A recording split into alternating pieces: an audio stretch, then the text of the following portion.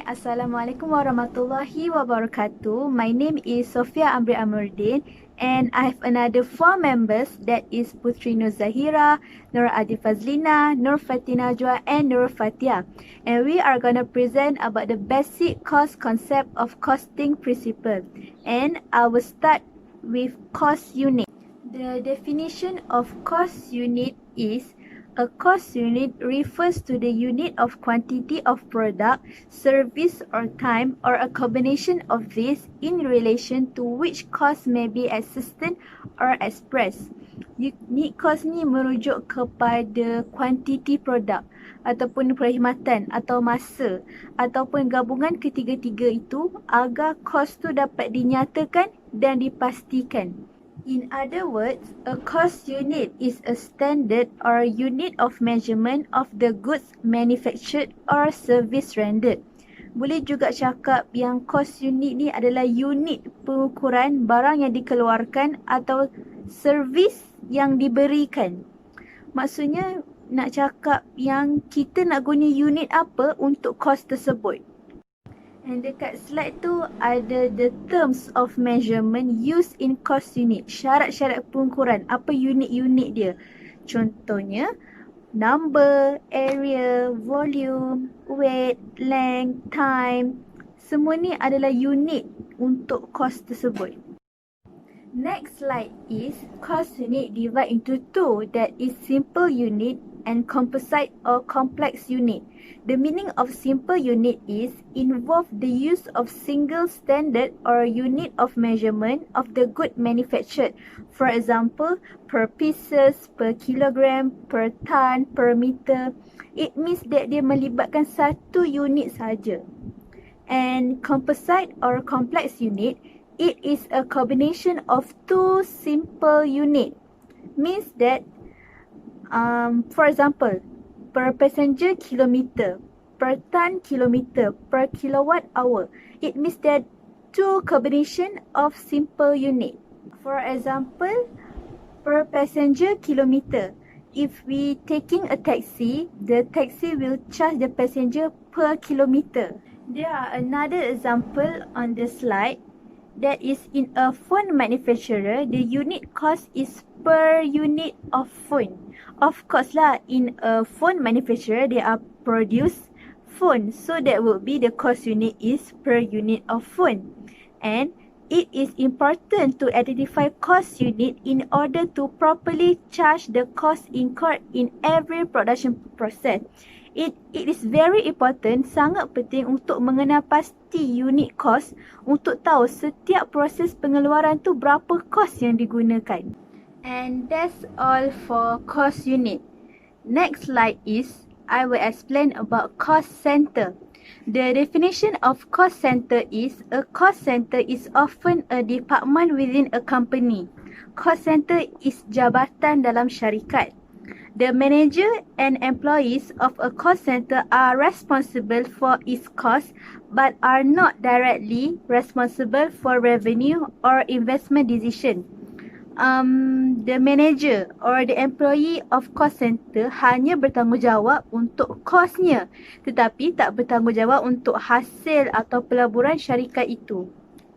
Next is location, person or item of equipment for which cost may be existent and used for the purpose of cost control.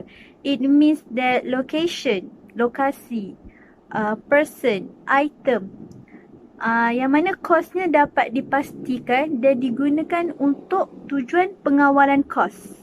Next slide is, there are two types of cost center. First is production and the second one is non-production or services. The definition of production is where product are manufactured or processed. Di mana produk itu dihasilkan dan diproses.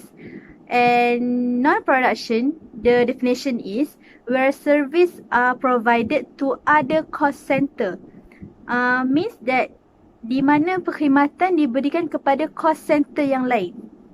There are some example on the slide, that is marketing department, human resources, research and development. These are the cost center that I'm talking about.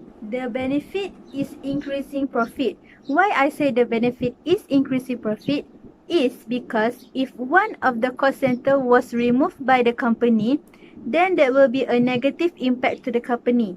For example, human resources was removed from the company, then it will be hard to other cost center to work together because they work in one organization. If one of the department was removed, then it will be hard for them.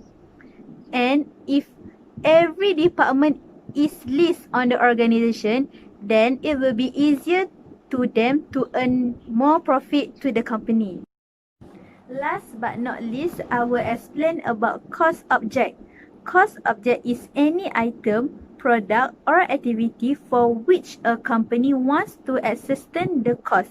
It means that any item, product, activity yang mana syarikat tu nak tahu cost dia tu berapa. The second one is any item that a company wishes to measure separately. Yang mana item yang diukur oleh syarikat secara berasingan. It means that dia nak tahu produk tu berapa cost dia. And the example is Honda Car Company. Of course, if we heard about car company, they will produce car. They have a lot of car model. If Honda Car Company, it will be Honda City, Civic, CR-V, BR-V, and each model will be different cost. Let's see the difference between Honda City and Honda Civic. The speed is different, that the cost will be different. The shape of the body of the car is different, then the cost will be different. So the object here is the car, and cost object is the cost of the car, the cost to produce the car. They have two cost object. The first one is direct cost. Direct cost is cost that can be directly identified to the cost object. And the second one is indirect cost, is cost that cannot be directly identified to the cost object. The meaning of direct cost is cost yang dapat dikenal pasti secara langsung terhadap cost object. Maksudnya cost yang berkait, yang dapat dikaitkan dengan cost object. Dan indirect cost pula, cost yang tak dapat dikenal pasti secara langsung terhadap cost object. Maksudnya dia tak berkait pun dengan cost object. Kalau direct cost dia berkait, kalau indirect cost dia tak berkait. For example, a cup of caramel cappuccino Starbucks. Okay, the cost object is a cup of caramel cappuccino. So what is the direct cost?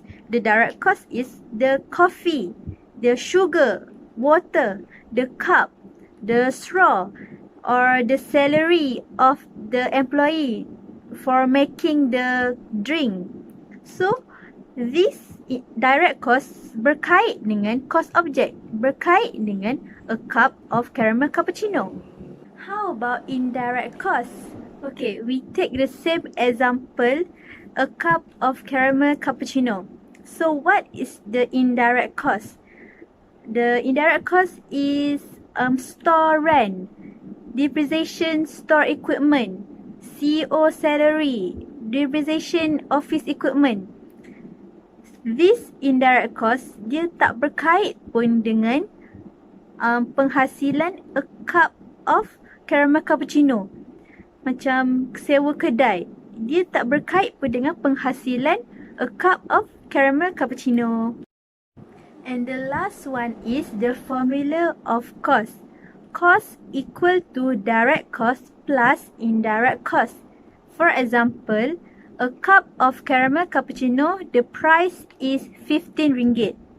So 15 ringgit is include direct cost and indirect cost. That is what I mean. So that's all from me. My name is Nur Adlin Fazlina binti Asmawi. My matrix number is 06D8119F1062. I want to present about replacement cost. Okay, let's see the definition of replacement cost on the next slide. Okay, as you can see on the slide of definition, the first slide the first point of definition, the replacement cost is cost incurred as a result of using an existing facilities or items that need to be replaced for future use. Okay, maksudnya dekat sini, kos penggantian tu mesti digantikan.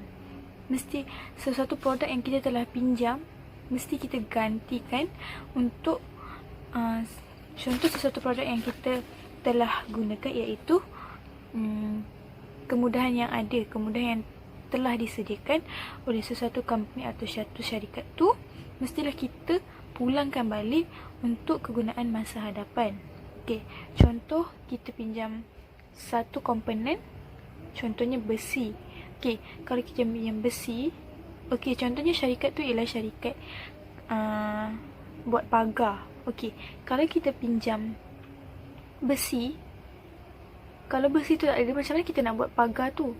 So, kita kena pulangkan balik besi tu untuk kegunaan masa hadapan, untuk dibuat pagar tu nanti untuk masa hadapan dia. Okay, the second point of definition is also a term referring to the amount of money that a business must currently spend to replace an essential asset. Okay, maksudnya dekat sini, okay, sebuah perniagaan tu dia mesti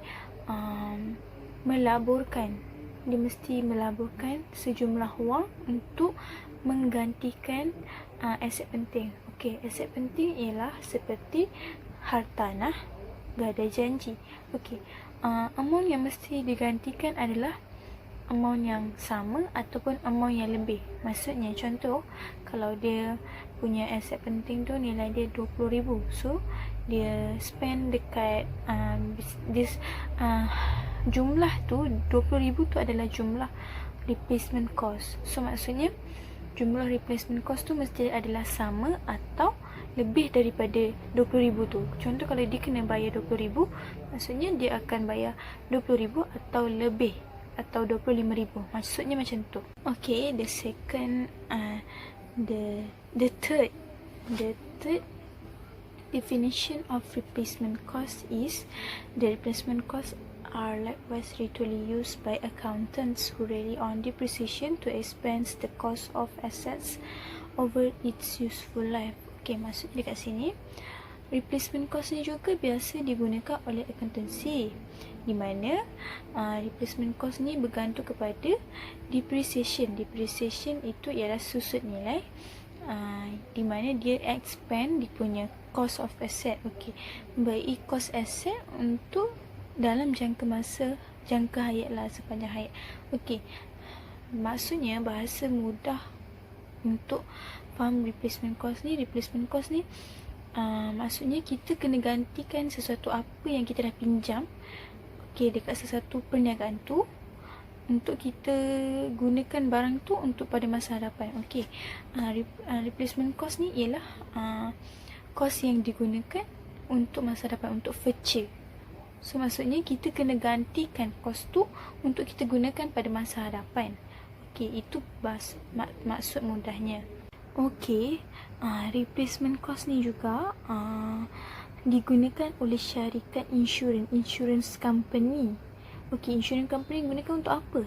Digunakan untuk menentukan nilai barang yang perlu diinsurkan. So, insurance company ni digunakan cost replacement cost ni untuk menentukan nilai sesuatu barang yang perlu diinsurkan.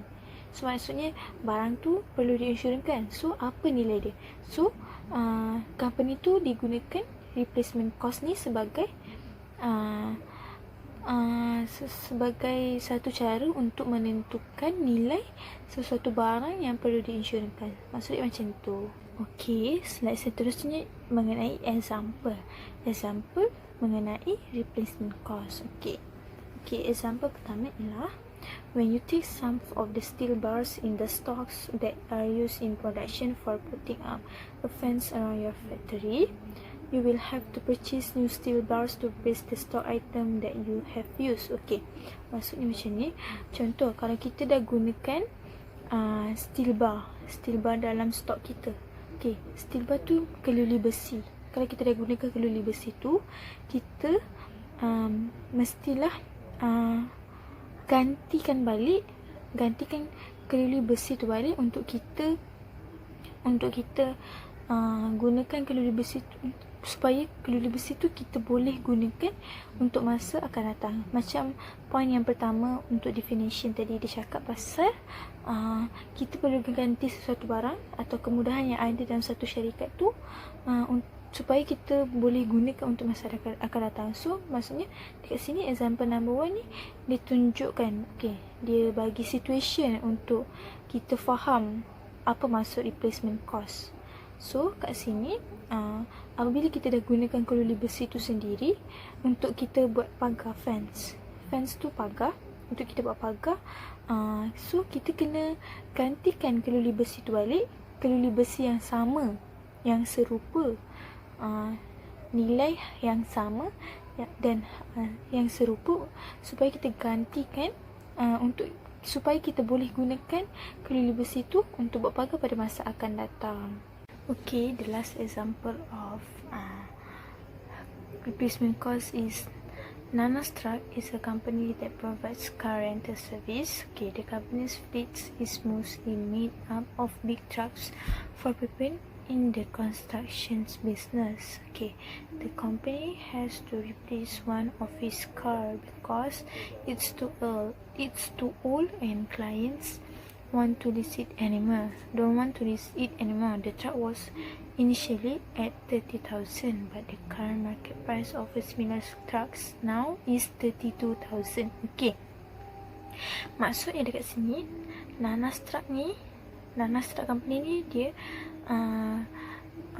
provides car rental service, iaitu kemudahan sewa kereta seperti truck yang telah dia mention dekat dalam example tu.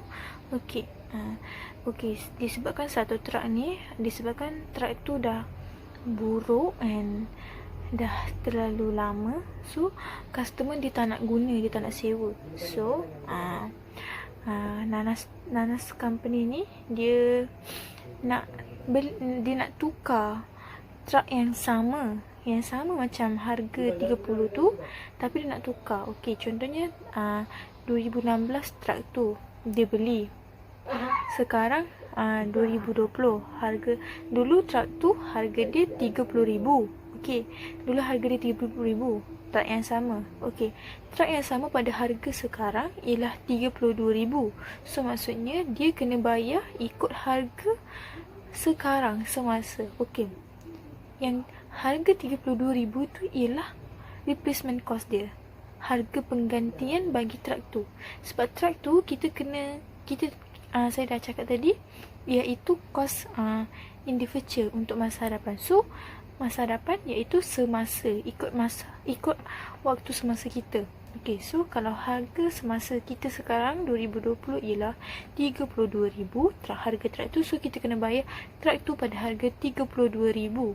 So maksudnya nilai 32,000 tu ialah nilai replacement cost kita. Okay, itu maksudnya. Okay, itu sahaja presentation dari saya. Saya harap kalau ada kekurangan atau tak faham, saya mohon maaf and silap. Terima kasih. Assalamualaikum. Hi and Assalamualaikum. I'm Nur Fatah binti Nur Fatah. My matric number is 06D8019F1061. Now it's my turn to present to you guys about opportunity cost. What is opportunity cost? You can see that slide yang kat atas ni, and I akan terangkan meaning of opportunity cost. Opportunity cost is the cost that sacrificed when the choice of one course of action result in an alternative course of action to be foregone. Maksudnya di sini kos yang dikorbankan apabila pilihan satu tindakan menghasilkan jalan tindakan alternatif yang harus diabaikan. Saya boleh katakan yang lebih mudah lagi, yang boleh mudah difahami. Tindakan yang harus dilepaskan, tindakan alternatif kedua yang terbaik yang harus dilepaskan. Selalunya opportunity cost ni akan timbul dan akan terhasilnya apabila satu organisasi ni kekurangan sumber. Jadi dia akan pilih maksud saya alternatif yang terbaik, alternatif yang mana, yang satu ke dua yang terbaik untuk dia menjalankan satu projek itulah dalam satu organisasi. Opportunity cost ni kita boleh lihat yang mana satu organisasi tu boleh pilih. Kita akan tengok dia punya keuntungan, dia punya time dia, kita boleh tengok, kita boleh pilih yang mana pulangan dia, kita boleh tengok mana yang terbaik untuk organisasi kita itulah. Okay, the concept of opportunity cost is useful for manager in decision making. Seperti yang saya katakan tadi, kita kan kekurangan sumber, jadi manager ni dalam organisasi dia boleh menggunakan opportunity cost ni untuk membuat satu pilihan, untuk membuat keputusan yang terbaik untuk dalam organisasi dia. Okay, opportunity cost ni kita boleh juga lihat dalam perniagaan, dalam membuat untuk pilihan mengenai production, time management and capital allocation. Kita boleh juga lihat dalam kita punya harian kita, cara untuk kita membuat pilihan dalam harian kita lah untuk membuat pilihan. Okay, example of opportunity cost. Okay, saya akan baca. You guys boleh tengok slide di atas ni. Pak Abu as a farmer has a piece of land on which he can grow wheat or rice. Therefore, if he choose to grow wheat, then he cannot grow rice and vice versa. Pak Abu assumed that he can produce either 50 quintal of rice or 40 quintal of wheat using his land. Now, if he produce rice, then he cannot produce wheat. Therefore, 50 quintal of rice is 40 quintal of wheat. Hence, the opportunity cost is the wheat that he forgoes. Maksudnya di sini, Pak Abu as a farmer, dia ada ladang. Jadi, dia kan nak buat pilihan antara gandum dengan beras. Kalau dia pilih gandum, jadi opportunity cost dia adalah beras. Faham tak di sini? Boleh faham tak? Kan? Okay. Lepas tu dia assume, dia membuat keputusan, dia assume that gandum dia tu maksud saya beras dia tu ada 50 kuintil of beras, yang gandum tu ada 40. Lepas tu dia buat pilihan yang 50 of beras tu sama dengan 40 of gandum. Jadi dia akan pilih mana yang terbaik, mana yang akan dapat pulangan yang terbaik untuk dia, dan dia akan dapat masa yang kurang lah. Saya akan bagi contoh, saya akan katakan yang kalau satu ladang ni, satu land ni, dalam masa, sebagai contoh, dalam masa 5 tahun dia akan dapat beras 50 beras tu, 15 kuintil 50 dalam 5 tahun. Kalaulah dia akan tanam gandum dalam 5 tahun, dia akan dapat 40 je.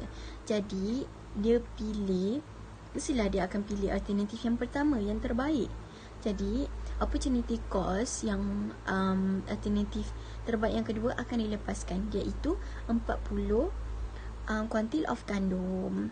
Jadi opportunity cost dia, kita boleh tengok yang gandum itulah yang opportunity cost. Okey, itu untuk bab perniagaan. Kita boleh, kalau kita nak tengok lebih mendalam, lebih dekat dengan diri kita dalam pekerjaan harian kita. Contoh, kita pergi kedai, kita nak beli aiskrim. Aiskrim tu harga RM5. Kita mempunyai kita dah plan yang kita nak beli aiskrim ni hanya RM4 je. Kita tak hanya RM4 je kita plan kan. Kita ada 2 flavor yang kita suka. Oreo, this one Oreo, and second one strawberry.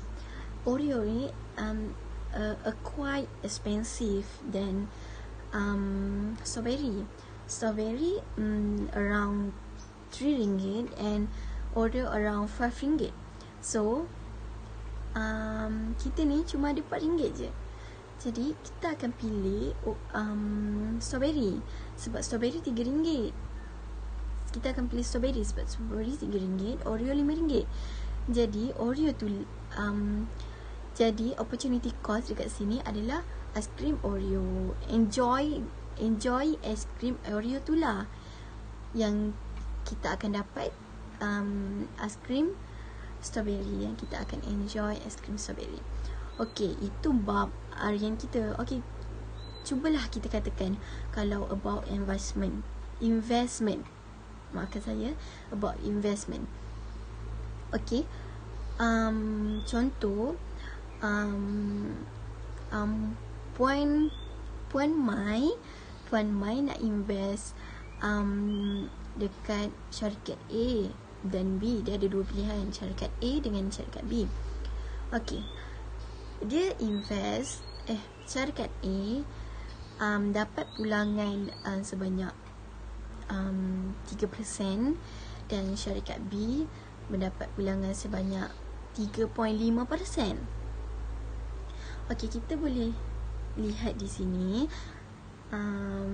Puan Mai pasti akan, kalau kita jadi Puan Mai pun kita akan pilih pulangan yang menguntungkan kepada kita. Jadi of course kita akan pilih syarikat A yang syarikat B yang pulangan dia 3.5%. Okey, kita dapat tengok kat sini opportunity cost dia adalah syarikat A sebanyak 0.5%. Kalau investment ni kita tengok dia kena tolak kan. Kita kena tolak alternatif yang kita pilih, tolak dengan alternatif yang kita tidak pilih. Jadi 3.5 tolak 5 jadinya 0.5. Jadi opportunity cost dia adalah syarikat A sebanyak 0.5. So saya harap anda semua faham dengan penjelasan saya, dan saya teruskan dengan rakan saya yang selanjutnya dengan poin yang selanjutnya. Sekian, terima kasih. Hai, Assalamualaikum. Nama saya Nur Fatina Najwa binti Syarudin. Nombor matrik saya 06DAT19F1039. Saya akan membentangkan tajuk incremental cost. Tajuk yang saya dapat adalah incremental cost. Okey, slide pertama. What is incremental cost? Okey, saya akan terangkan pada maksud pada slide yang pertama ni. Okey, what is incremental cost?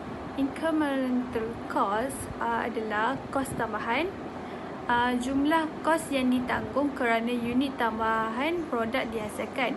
Kos tambahan dikira dengan menganalisis perbelanjaan tambahan yang terlibat dalam proses pengeluaran, seperti bahan mentah untuk satu unit pengeluaran tambahan.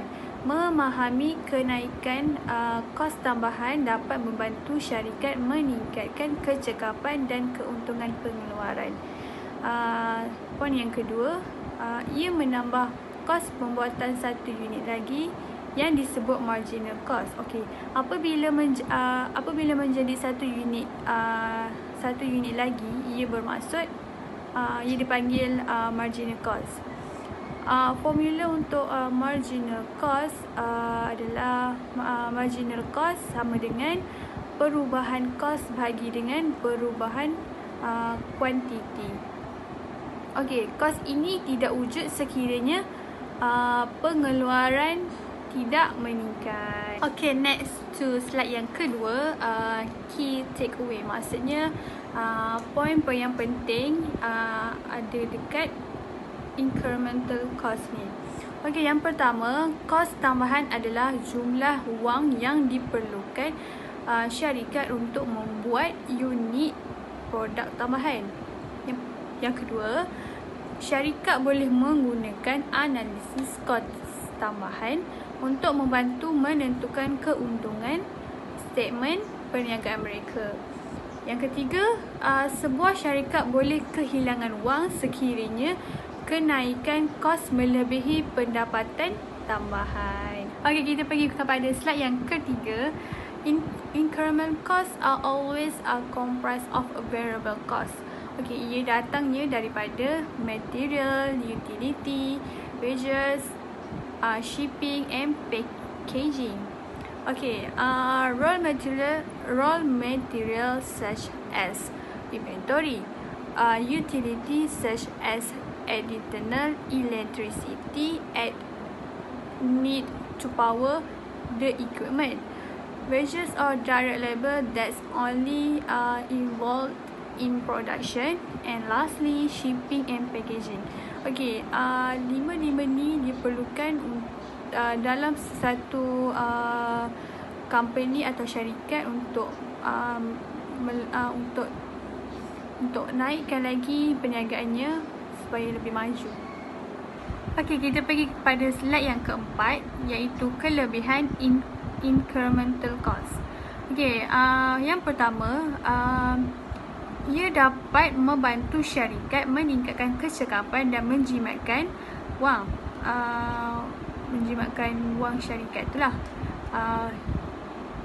Ia juga berguna untuk memutuskan sama ada untuk mengeluarkan barang atau membelinya di tempat lain.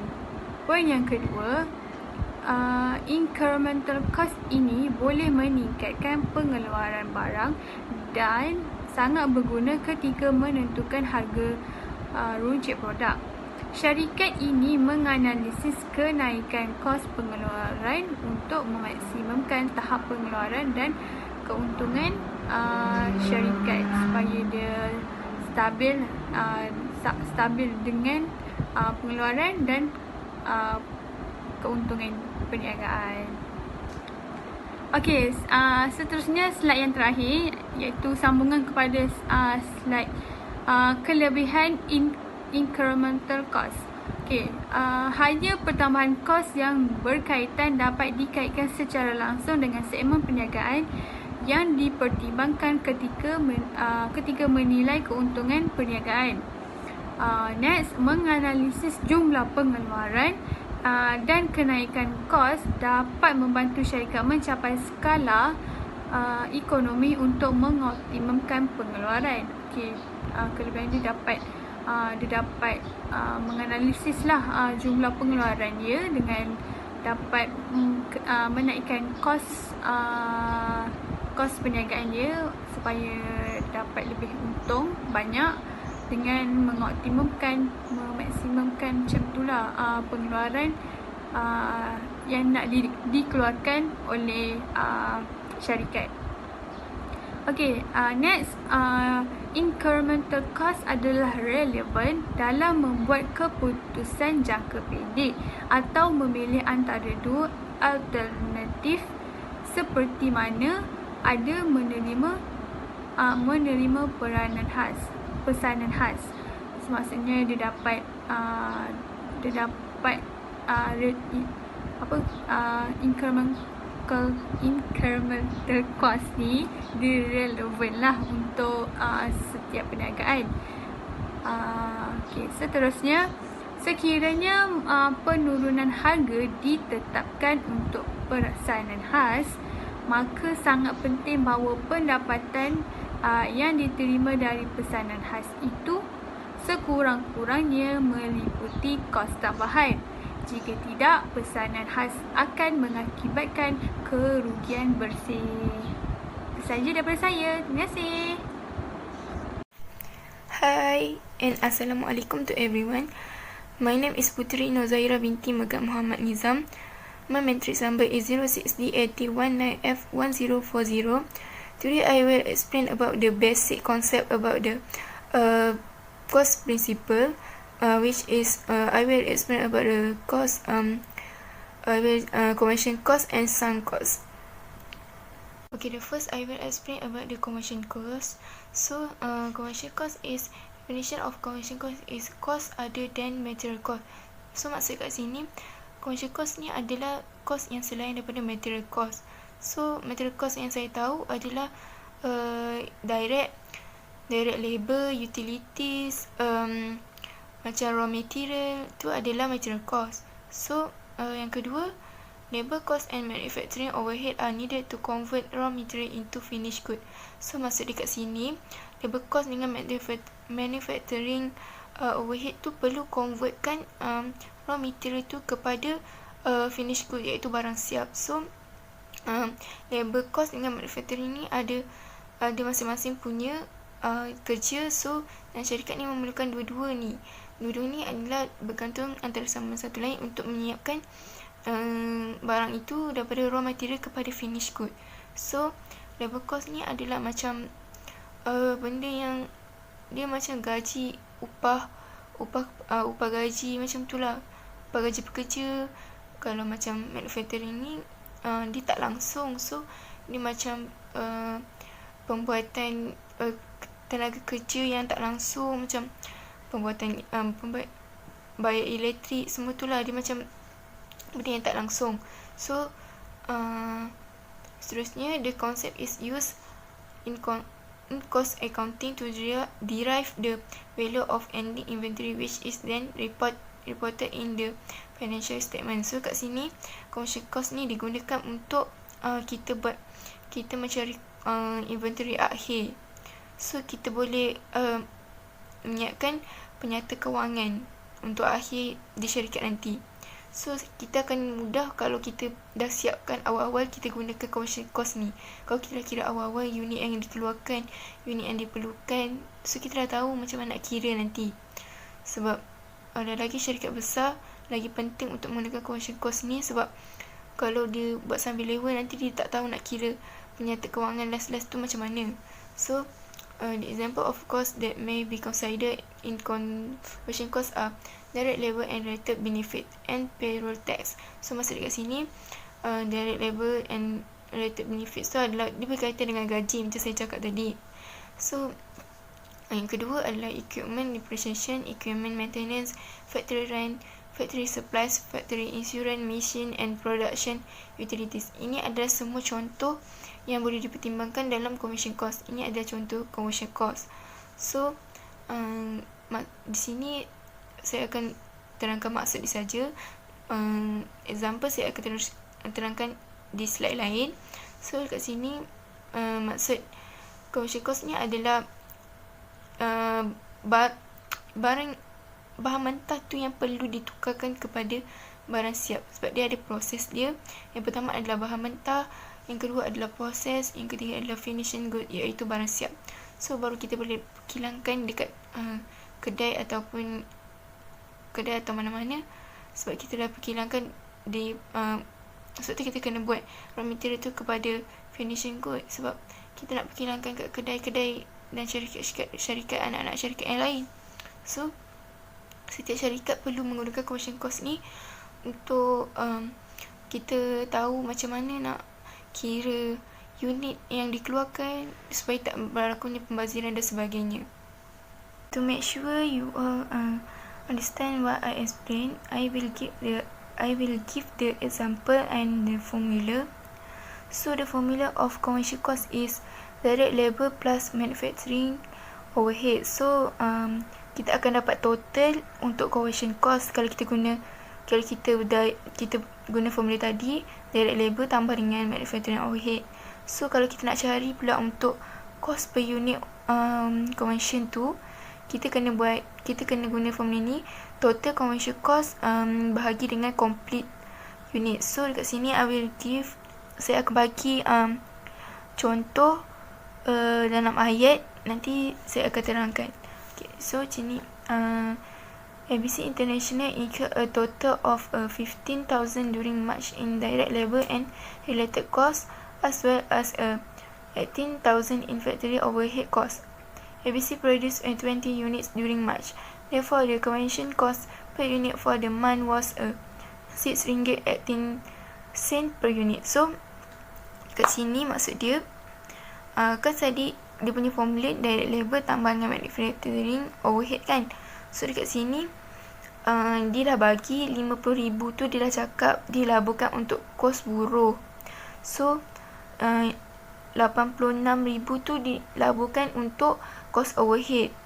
So lepas tu dikata ABC tu produce 20,000 units dalam bulan Mac tu.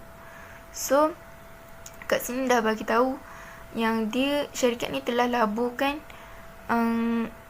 sebahagian untuk labor, sebahagian untuk manufacturing overhead. So macam saya cakap mula-mula tadi, setiap yang syarikat ni dia ada masing-masing bahagian masing-masing, dia ada karakter masing-masing. Dia akan sebab kita kena perlukan dua-dua ni untuk convertkan raw material kepada finished good. So masing-masing kena ada masing-masing punya tanggungjawab untuk siapkan satu produk ni untuk menjadi barang siap. Macam tu lah. So kan dia dah, so yang 50,000 tu korang kena tambah dengan manufacturing overhead tu 86,000 tu. So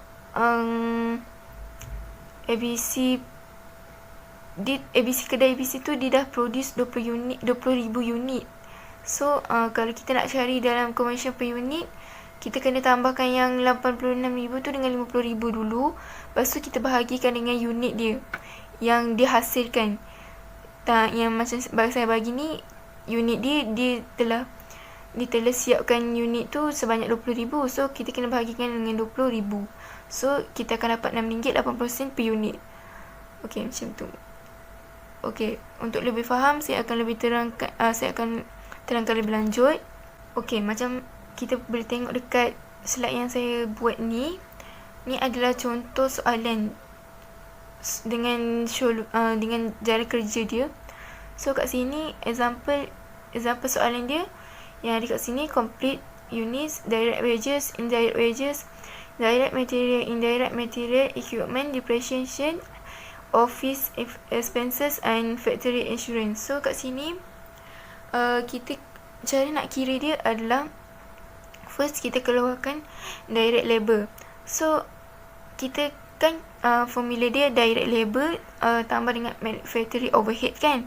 So dekat sini kita dah tahu yang direct labor tu dia ada satu je dekat sini, iaitu direct wages.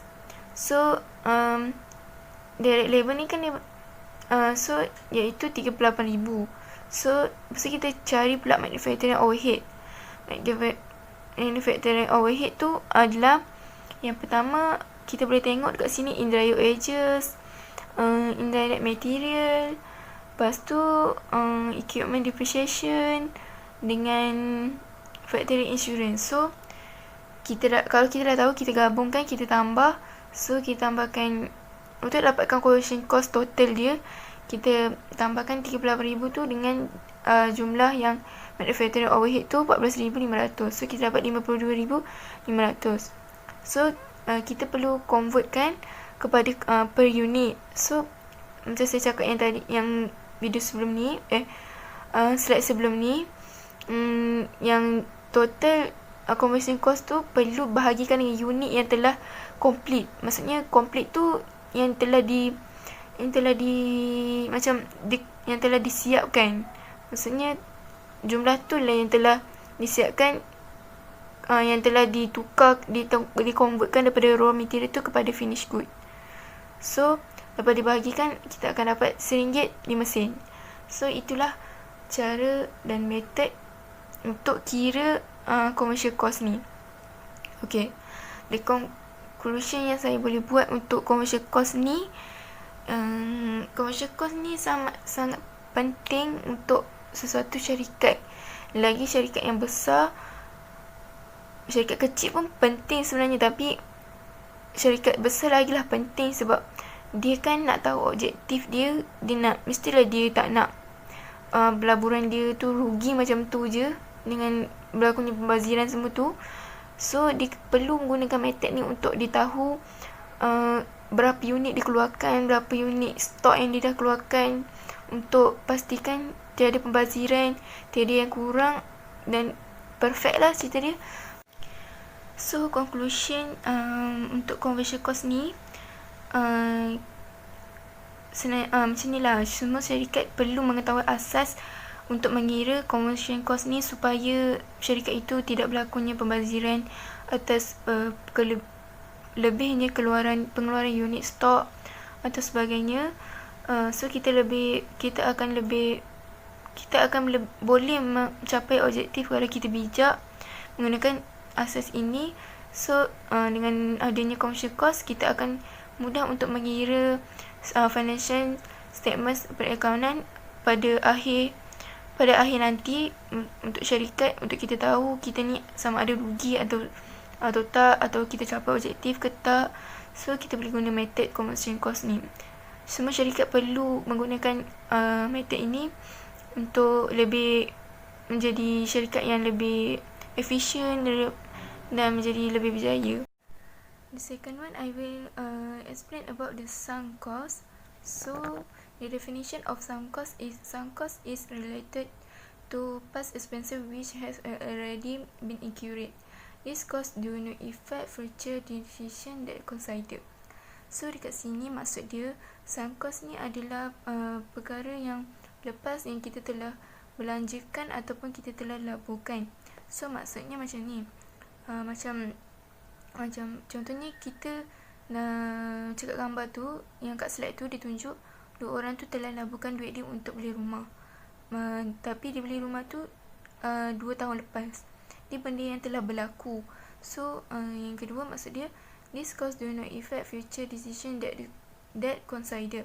So maksud dia kat sini, pada masa depan kalau dia nak jual ke, dia nak apa-apa, kita nak buat apa-apa pun, dia nak dapat pulangan duit tu balik ke apa ke, dia tak boleh dah, sebab benda tu dah berlaku. So benda yang contoh 50,000 dilaburkan, so 50,000 tu adalah dijadikan sunk cost. Maksudnya benda tu dah dibelanjakan. So itu adalah sunk cost, yang duit yang dilaburkan tu ataupun dibelanjakan. So pada masa akan datang, keputusan pun dia tak akan dipertimbangkan dah, diabaikan je. Maksudnya awak buat apa-apa pun dia tak akan pertimbangkan langsung dah, dia abaikan je. So benda tu dah berlaku, so kita tak boleh nak patah balik, macam tu lah. Okay, untuk lebih keterangan lanjut, saya akan bagi example. So kat sini saya bagi 3 kategori. Yang pertama ialah marketing study. So company tu cakap dia dah laburkan 50,000 dekat marketing study tu untuk tengok new typewriter itu sukses, dia berjaya jual dekat market ke tak. So maksudnya kat sini tapi the studies conclude that the typewriter will not be profitable. Maksudnya typewriter tu tak ada keuntungan pun. So kat sini 50,000 tu akan jadi sunk cost. So syarikat tu tak tahu dia nak teruskan atau tak untuk teruskan labur dalam syarikat typewriter baru dia tu, sebab dia dah labur 50,000 tapi dia keuntungan pun. So dia tak tahu nak teruskan atau tak, sebab dia dah labur 50,000 tapi tak ada keuntungan. Kalau dia labur lagi, kalau tak ada keuntungan juga, dia akan rugi, syarikat tu akan rugi. So kat sini 50,000 tu dia dah tak boleh pulangkan, tak boleh dipertimbangkan atau apa, sebab dia dah, perkara tu dah berlaku. So syarikat tu kena bijak memilih untuk teruskan atau tak. Kalau teruskan tu akan mendapat keuntungan, so on, okey je. Tapi kalau dia tak dapat keuntungan, kalau diteruskan juga, tu dikira syarikat tu akan rugilah. So dia macam tak bijak lah kalau dia teruskan macam tu lah. Ikut pada syarikat tu, ikut pada dia punya syarikat nak teruskan atau tak. Sebab dia dah telah laburkan 50,000 tapi dia tak dapat keuntungan pun. So macam duit tu pun dah tak boleh dipertimbangkan, tak boleh dapat balik, so dia rugi. Okay, contoh yang kedua adalah research and development. Company tu dah invest 900 juta beberapa tahun lepas, iaitu develop and left hand smoke shifter, yang benda tu dilaburkan untuk tapi tak ada siapa pun yang beli unit dia. So dia beli unit tu 200 juta tu rugi macam tu je. So 200 juta tu adalah sunk cost. Itu dia panggil sunk cost. So sebab dia dah tak dapat dipertimbangkan lagi untuk pulangkan duit tu ke apa ke, dah tak boleh dah. Memang dah lepas berlaku pelaburan tu, memang tu je lah, kita tak buat apa-apa dah. So ketika hiring bonus, company tu bayar RM10,000 untuk sesiapa yang join organisation dia untuk syarikat dia. Macam bagi kursus macam tu lah. Tapi tapi pekerja tu buat sambil lewa je, macam tak buat apa-apa pun, macam tak ada function pun. Lepas tu tapi dia labur RM10,000 dah untuk pekerja tu. Tapi dia buat sesuka hati, so RM10,000 tu jadi sunk cost. Sebab dia tak bagikan keuntungan kat kita, tapi dia macam sia-sia je lah. Tapi sebab dia jadi sunk cost, sebab syarikat tu dah tak boleh nak dapatkan balik duit yang dia laburkan tu, sebab benda tu dah berlaku. So dia jadikan sunk cost. RM10,000 tu adalah sunk cost sebab dia dah laburkan RM10,000 untuk pekerja bagi kursus macam tu. Tapi pekerja tak buat apa-apa dan dia rasa kecewa dan dia rasa nak dapatkan duit tu balik, tapi tak boleh sebab dia dah laburkan sebelum ni. Sebab sunk cost ni adalah benda yang telah berlaku. So pekerja kena bijak membuat keputusan sama ada nak teruskan ambil pekerja tu bekerja atau berhentikan dia je, sebab dia tak ada keuntungan kat syarikat ni. Malah dia boleh merugikan syarikat lagi adalah sebab dia tak buat apa-apa pun, dia tak berusaha untuk meningkatkan profitable syarikat. Okey lah, macam ni saya bagi salah satu contoh yang terdekat dengan kita. Contohnya mak ayah kita dah beli kereta, dia dah laburkan RM50,000 2 tahun lepas. So lepas tu tiba-tiba mak ayah kita ni nak jual balik kereta tu, tapi dah tak boleh sebab RM50,000 tu dah jadi sunk cost. Sebab benda tu dah berlaku, perbelanjaan tu dah berlaku 2 tahun lepas. So sekarang kita tak boleh nak jual balik, nak trade in ke nak apa ke, kita dah tak boleh dah, sebab kita dah laburkan dengan kita dah belanjakan dulu. So benda RM50,000 tu akan jadi sunk cost.